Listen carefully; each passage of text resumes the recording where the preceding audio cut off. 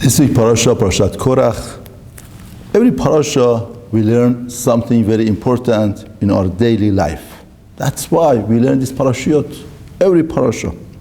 Now, Torah tells us very important lesson on this week parasha.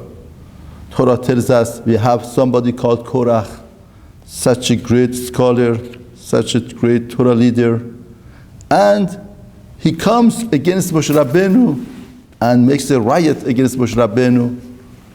And Torah tells us that, go against Moshe Rabbeinu. How could you dare to do that? HaKadosh Baruch Hu said that, that cannot exist. And Moshe Rabbeinu saw that people were getting close to Korah. And finally, Moshe Rabbeinu said that the earth should find a mouth to swallow Korah and his people. And HaKadosh Baruch Hu destroyed Korah because, to go against Moshe Rabbeinu is going against all of our root and foundation of Judaism. Somebody goes against the root, that happens to him and will be destroyed. Now, Chachamim tell us what happened by Korah. How come Korah, such a great person, became such a corrupted person to go against Moshe Rabbeinu? Here we are. Chachamim tell us, Mara Korah lachloqim Moshe. Such a great person, how could you go against Moshe Rabbeinu, such a great rabbi? No, all of us, we tell ourselves, if we were in the time of Moshe Rabbeinu, we would love him. We would coordinate ourselves to him totally. How come here? Nitqana al nisyato shel Safan ben Uziel sheminu Moshe nafsi al bnei Kehat. Torah tells us that Korah is such a great person. He had jealousy. Why? What happened? No, bnei Kehat, there were 4 children. Torah tells us bnei Kehat, Amram, Yitzhar, Hebron, Uziel.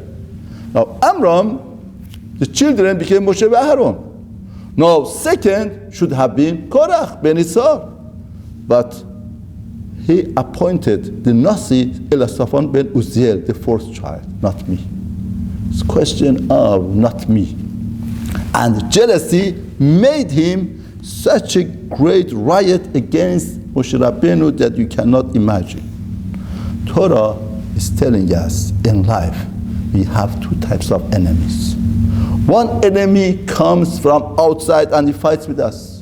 That enemy is very easy to identify, to locate, and we could get to know him, to fight with him. Torah is telling us there is a greater enemy for a person. That enemy is within, and that's called jealousy. Jealousy blinds the smartest mind. Jealousy makes a wisdom and all of the knowledge of a person to not to see the truth and to go against such a great leader in Kahal Israel. Torah is introducing to us jealousy. Now I want to tell you what Chachamim say about jealousy to understand what we are talking about. Chachamim tell us once there was a king that this king said, I'm going to give prizes today. And he met Mr. Jealousy and Mr. Taiba. He told them that, I'm giving prizes, whatever that you want. Only one condition. What's the condition? The condition is that whoever asks first, I'm going to give him whatever that he wants, and double of that, I give to the other one. In other words, if Mr. Taiba says, I want $6 million, they would write a check, $6 million for Mr. Taiba, and they give $12 million to Mr. Jealousy. That was the condition. And the king says, okay, let me see, what do you want? Now, all of a sudden, both thought, well, if I stay first, what's going to happen? The other one is going to have more. Jealousy said, I'm not going to speak first. Mr. Taiba says, I'm not going to speak first. Neither of them started talking.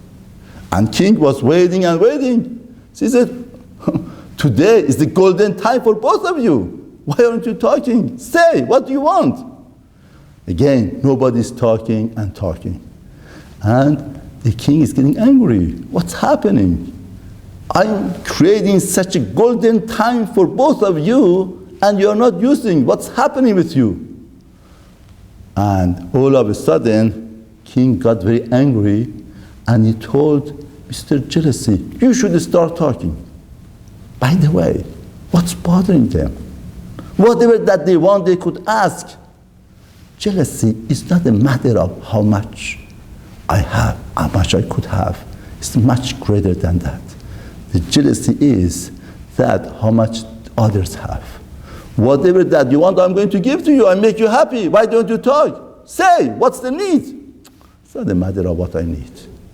It's greater than that. All of a sudden, the king got angry and told Mr. Jealousy, you have to speak first. And Mr. Jealousy didn't know what to do. He turned red. And he was thinking and thinking, what should I do?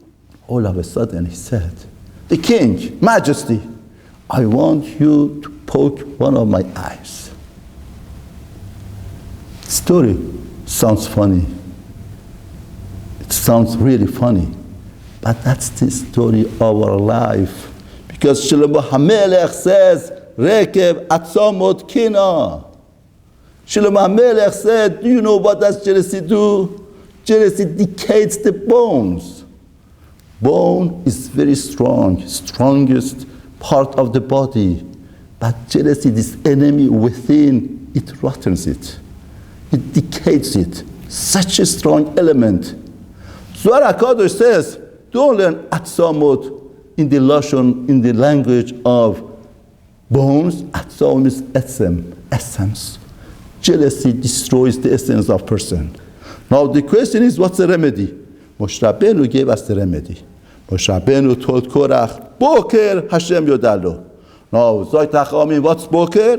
Vahi Erev, Vahi Boker, Yom Echad.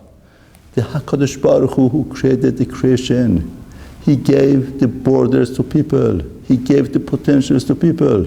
Just like Mefarshim say, we are not jealous of a bird that's flying. Why not? How come not? Because we know from the sixth day of creation, HaKadosh Baruch Hu gave a bird to fly. He didn't give wing to people. That is the decision of Hashem. Therefore, the greatest remedy to kina is to realize, to have faith and emunah to HaKadosh Baruch Hu. Everything that Hashem gives, this is Hashem's plan, master plan of HaKadosh Baruch Hu. When I'm jealous of something, I'm going against the creation of Hashem. And the person has to know, whatever that's good for a person, HaKadosh Baruch Hu would give it to him. If it's not good, he wouldn't give it to him. Whatever that the person has is good. I have a very nice story to share with you. Two people, they were friendly from childhood together. One was the smartest, one was average. And they went through life. You could imagine the smartest, everything was the best. And average, everything was average. They go through life. And finally, when they get older, around 75, 80, one night they get together and drink together.